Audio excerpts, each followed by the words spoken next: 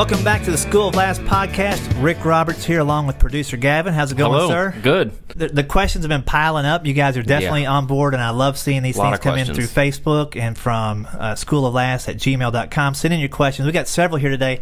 I'm going to go through them and give you some honest feedback from my perspective. Every comic is different, but I'll give it to you the way I see it. We have a question from Bob down in San Antonio, who said, if you had to do it all over again, what things would you do differently? Now, I've been doing it for 23 years. If I had to do it all over again, what three things? You would have done it in 2 years. One thing I would have done, I'll give you from a few different angles. As far as performing comedy, I would have experimented a lot more when I was in the middle or feature spot at comedy clubs than I did. That is here's what happens. When you first get in, you're the MC or opener, and you get your 15 minutes, and you're aspiring to get to that middle spot. Right. In the middle spot, you're aspiring to get to the headlining spot. But when you're in the middle spot, the crowd is properly warmed up. Right. Usually the servers hardly are out on the floor at all because everybody's got their first round of drinks or whatever, or their food. And this is in the comedy club setting, of course. Yeah. And then the headliner has to close the show out while people are looking at their checks and realizing that this was an expensive evening, right? So in that middle spot, you have the crowd's full attention. Right. That's the only time, really, that you'll ever have that in a comedy club. Because as a headliner, they're distracted by the checks. Right. The opening act, they're distracted by getting their first round of drinks or food ordered. Yeah. In the middle spot, when you're moving through the process, take that opportunity to start strong and end strong in your set. If you have a 30-minute stretch, first 10 minutes great, last 10 minutes best you got. But in that middle 10, keep experimenting and developing new comedy. Right. Because you're sort of in the perfect position. They call it the hammock. Okay. You've got somebody supporting both sides of the show. You're swinging in the middle in the breeze. That's great. Having your little umbrella drink. Yeah. No pressure on the middle act. Right. And because of that, a lot of patrons to the clubs would walk out of the show going, man, that middle act was the best one of the night. Right. That's the only time they got pressure. to focus the whole time. Yeah. And the crowd was warmed up. So in that middle spot, I should have done more material more often and built up a big backlog of material. Sure.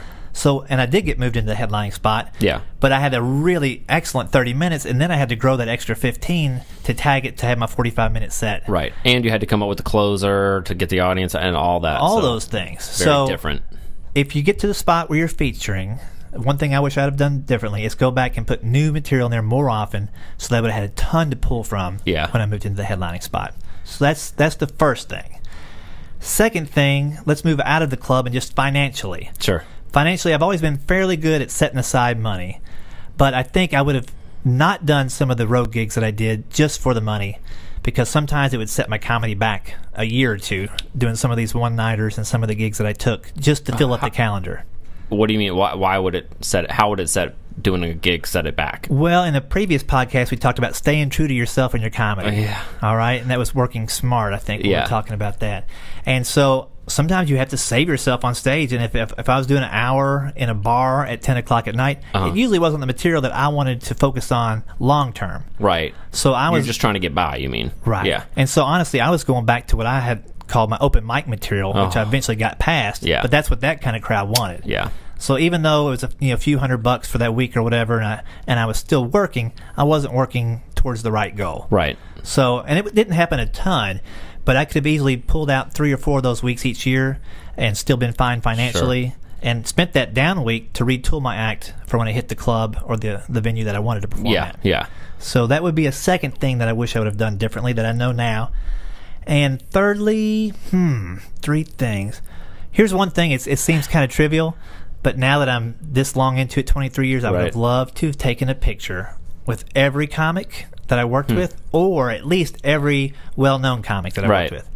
I have maybe 5 pictures of famous comics that I worked with, even though I probably worked with over 100. Sure. Just because I never felt like bothering them for the picture. Right. Even though they took a picture with everybody in the crowd that they didn't even know. And it's a lot easier nowadays, too, that you can do that with phones and stuff. Right, but I would love to have... It's harder to do that in your era with the telegraph or a carrier pigeon. Well, I had to get the guy to come in with the charcoal and he had to bring the wall of the cave in to take a picture. So, I mean, that's how long ago I was doing it.